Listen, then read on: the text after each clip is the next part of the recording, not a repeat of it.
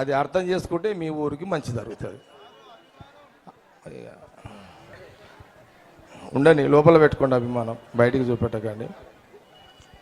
చెప్పే నేను 4 మాటలు మీరు విని మీ ఊరును బాగు చేసుకోండి అని చెప్పడానికి ఇంతమందిని ఇక్కడికి పిలిచిన. అంతే.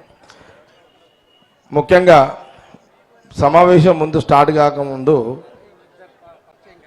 2-3 రాజు మీ భార్య అని మైక్ ఇవ్వండి అక్కడ ఇక్కడ నేను ఇస్తలేదు.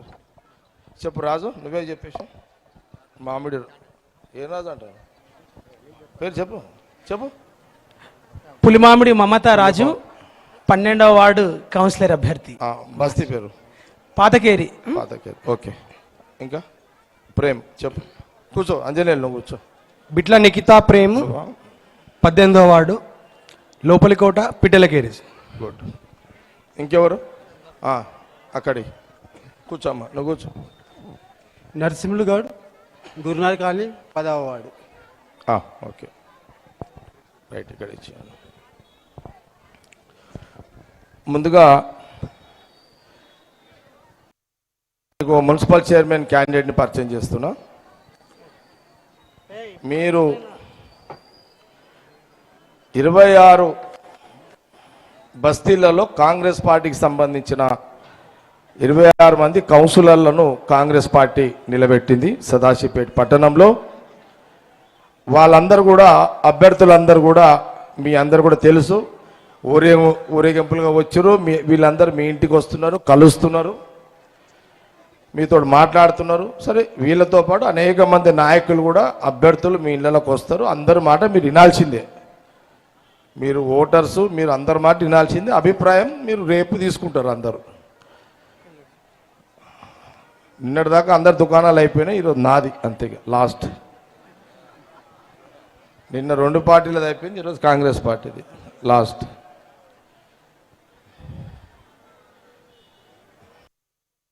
పోయినసారి ఒక చిన్న అనుభవం చెప్తా మీకు. ఈ ఎమ్మెల్యే ఎలక్షన్లప్పుడు నేను నిలబడ్డా కదా. అమ్మ మీకు అడ్డం ఇబ్బంది అయితే ఉందా? ఓకే. మగ తమ్ముళ్ళు జర ప్లీజ్, మీరు వాళ్ళకి ఆడోళ్ళకి అడ్డవుద్దా మీరు ప్లీజ్, నన్ను సతాయించకుండా తమ్మి డిస్టర్బ్. తమ్ముడు కూర్చోండి, లేకపోతే ఆడకి ఓ పల్వాన్ ఆ బొట్టు చిరు ఎవరా అతను మనోళ్ళు చెప్పండి, ఎవరన్నా ఆడ కూర్చుని కూర్చోద్దని చెప్పా. మధ్యలో డిస్టర్బ్ అవుతుంటుంది. లేకపోతే ఒక మనిషిని అన్నాడు కూర్చునే పెట్టు, ఏదో ఒకటి చేయండి. నాకు నేను మాట్లాడేటప్పుడు మళ్ళీ వాళ్ళు వీళ్ళు డిస్టర్బ్ అంతా బ్రేక్ అవుతుంటుంది అనవసరంగా. చలో స్టార్ట్ చేస్తున్నామ్మా ప్లీజ్. ఒక అరగంట నిశ్శబ్దంగా మీరుంటే 4 మాటలు మీకు ఉపయోగపడతాయి.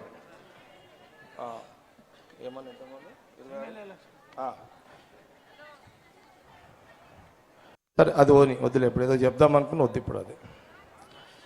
అమ్మ మీ అందరికీ చెప్పేమంటే సదాశివపేట పట్టణంలో 26 మంది కాంగ్రెస్ పార్టీ నాయకులు అభ్యర్థులు పోటీలో పెట్టాము. కాంగ్రెస్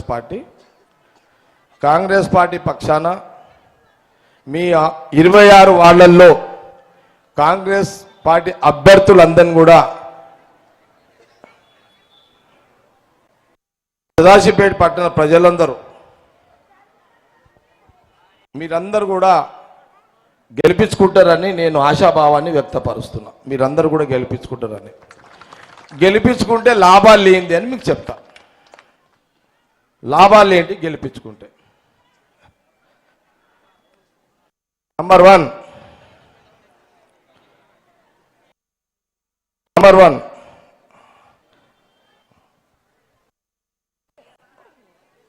మీ 26 బస్తీలలో కాంగ్రెస్ పార్టీకి సంబంధించిన ఎవరైతే గెలిచి, అంటే మీరు గెలిపించి, అందరు వినాలి ఇది ప్లీజ్, 26 వార్డులలో మీ వార్డులలో కాంగ్రెస్ పార్టీ అభ్యర్థి ఎవరైతే ఉన్నారో ఆ కాంగ్రెస్ పార్టీ అభ్యర్థిని మీరు గెలిపించి నా దగ్గరికి పంపిస్తే, నేను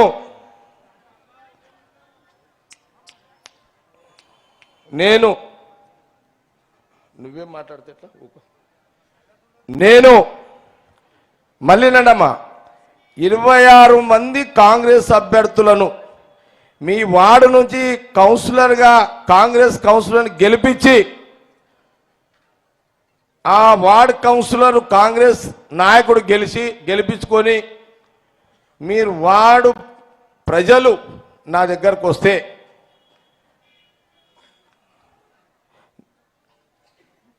నేను మీ అందరికీ మాటిస్తున్నా, ఒక్కొక్క వాడికి మీరేదైతే 10 ఏళ్ల నుంచి కోరుకుంటున్నారో సీసీ రోడ్లు కావాలి,